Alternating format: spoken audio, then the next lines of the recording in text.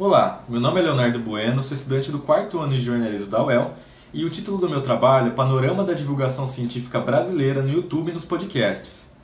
Eu decidi trabalhar com esse tema por conta dessa onda de negacionismo e pseudociência que vem sendo promovido aqui no Brasil e sobretudo na internet, e também por conta dos cortes nas universidades, dentro da educação e na ciência, por parte do governo.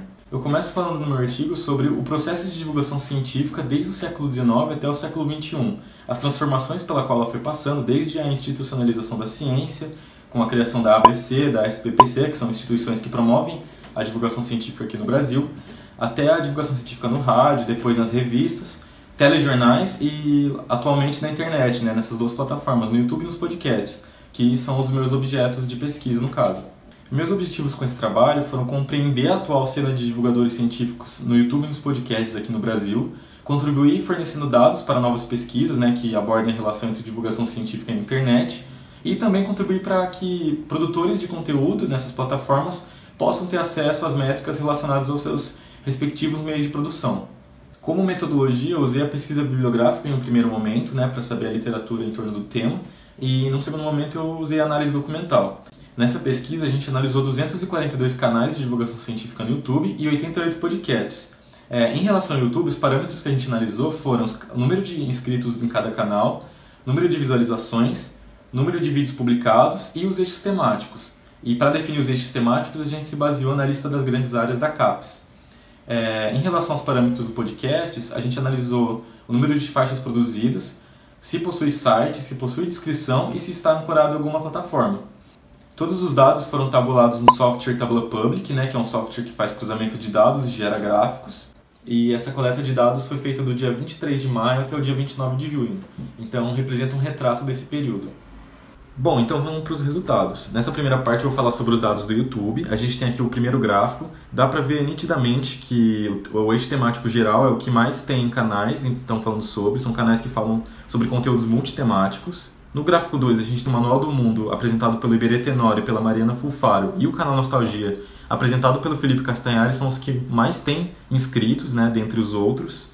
No gráfico 3, de novo, a gente tem o Manual do Mundo e Nostalgia como os canais com mais visualizações aí, então isso mostra que os dois canais têm uma grande concentração de audiência nessa plataforma. Aqui a gente tem, no gráfico 4, os canais com mais vídeos publicados.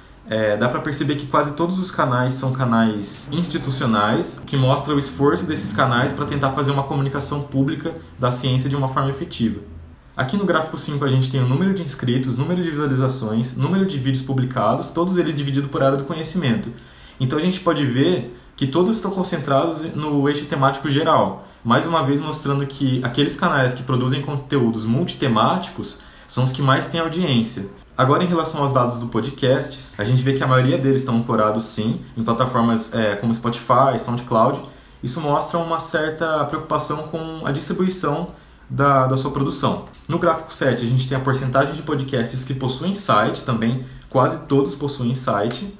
E aqui no gráfico 8, a porcentagem de podcasts que possuem descrição, que também é a maioria, e isso auxilia o ouvinte, antes de ouvir determinado assunto, ele olhar a descrição do produto. Nesse último gráfico, os dois podcasts com mais faixas, o Loop Matinal e Spin de Notícias, são podcasts que falam de tecnologia e de divulgação científica geral, e eles têm produção diária.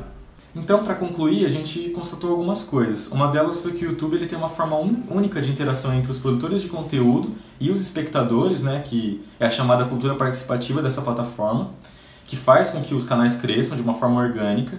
A gente também constatou que a Rede Science Vlogs Brasil, que funciona como um selo de qualidade para os canais de divulgação científica dentro do YouTube, é composta majoritariamente por homens do Sudeste, entre 18 e 35 anos.